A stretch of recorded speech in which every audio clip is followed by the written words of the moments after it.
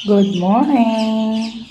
Ito yung ating 11 days ng sisiw. Ayan na sila, oh. Ang lalaki na. Tapos, ito yung day old. Kakalabas lang natin today. Ayan. Ito ay 96 pieces. Ayan. Out of ilang egg nga ba yun?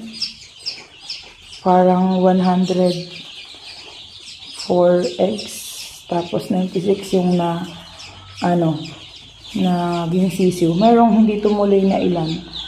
Pero at least konti lang. Tapos ito naman. Grabe, halos 98% to 99% ang hatching rates natin. And ito naman yung day old. Ayan, meron pa rin naiwan dun na mga bagong pisa pa lang. Nilabas na namin ito. Ayan, ito yung nasa 100. Hindi ko pa ulit na kasi meron pa dun eh. Saka kung kung ilan lahat ng nanditong day old. Ang dami din. Kaya dalawa na yung nandito namin brooder.